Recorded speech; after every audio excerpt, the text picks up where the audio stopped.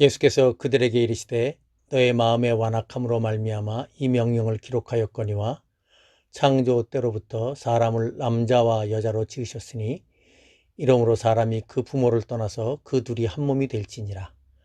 이러한즉 이제는 둘이 아니요 한 몸이니. 마가복음 10장 제5절로 8절 말씀. 오늘 매일 성경 본문은 마가복음 제10장 1절로 16절의 말씀입니다. 오늘 본문에서 바리새인들은 예수님께 이혼에 관한 질문을 통해서 예수님을 시험하고 있습니다. 이혼 문제가 예수님께 왜 시험이 될까요?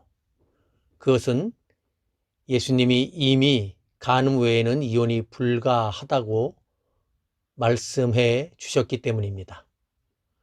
사실 그 당시에는 많은 사람들이 신명기 24장에 나오는 모세의 율법에 따라서 누구나 이혼 증서를 써주면 아내와 이혼할 수 있었습니다. 그런데 주님은 산상수훈의 말씀 등을 통해서 누구든지 음행한 이유 없이 아내를 버리면 이는 그로 간음하게 하며 또 누구든지 버림받은 여인에게 장가드는 자도 간음함이니라고 말씀하셨습니다.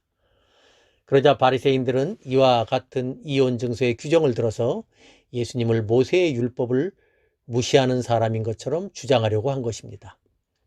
그리고 또 한 가지 이혼 문제가 왜 예수님께 지금 시험이 될 수 있느냐 하면 지금 예수님이 지나고 계시는 곳이 세례 요한을 목베어 죽인 헤롯 안티파스가 통치하는 베레아 지역이기 때문입니다.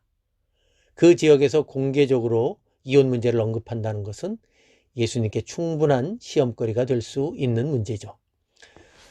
그러나 예수님은 그들의 질문에 대해서 분명하게 다시 한번 말씀하셨습니다. 그것은 바로 모세의 신명기 14장 1절로 4절의 말씀, 즉 이혼 증서를 써주고 이혼을 허락한 것은 사람들의 마음의 완악함 때문이지 이혼을 허락한 근거는 아니라는 말씀이십니다. 주님은 남녀의 결혼과 이혼은 신명기 24장이 기준이 아니라 하나님의 창조의 원리가 나와 있는 창세기의 말씀이 기준이 되어야 한다고 말씀합니다. 하나님께서 사람을 지으실 때 남자와 여자로 지으셨고 특히 남자에게서 여자를 지으셨기 때문에 남편과 아내는 결혼하면 그때부터 이미 한 몸이라는 것입니다. 그래서 한 몸이기에 절대로 나누어질 수 없다고 말씀하셨습니다.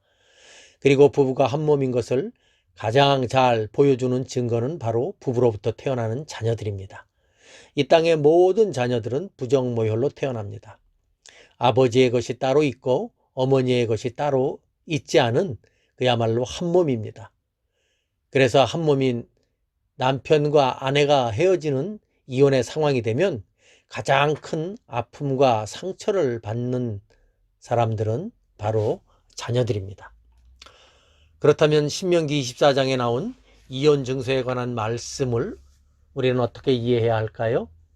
그것은 주님께서 말씀해 주신 대로 인간의 완악함 때문에 가장 비참해지고 고통당할 수밖에 없는 이혼당한 여자를 위한 사회보장제도 또는 위자료와 같은 역할을 한 것으로 보여집니다. 사실 신명기 24장 전체가 다 당시의 사회적 취약계층에 속하는 사람들을 위한 다양한 규정들로 채워져 있는 것을 보면 그 의미를 다시 한번 생각해 볼 수 있습니다.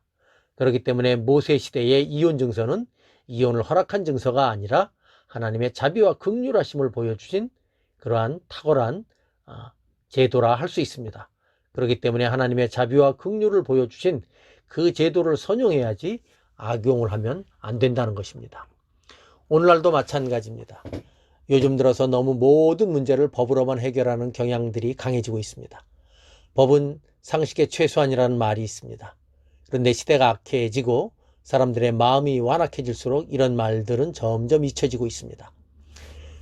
예수 믿는 신자들에게 있어서 법과 윤리는 말하지 않아도 지켜야 할 최소한의 기준입니다. 왜냐하면 하나님께서 그리스도 안에서 우리를 부르신 이유는, 우리를 구원하신 이유는 법과 윤리를 지키기 위한 것이 아니라 그 이상, 즉 선한 일을 열심히 하는 자기 백성을 삼으시기 위함이기 때문입니다. 이런 시대에 다시 한번 우리를 부르신 주님의 뜻을 기억하면서 그 뜻에 합당한 삶을 살아가는 오늘 하루가 되시길 주님의 이름으로 축원합니다.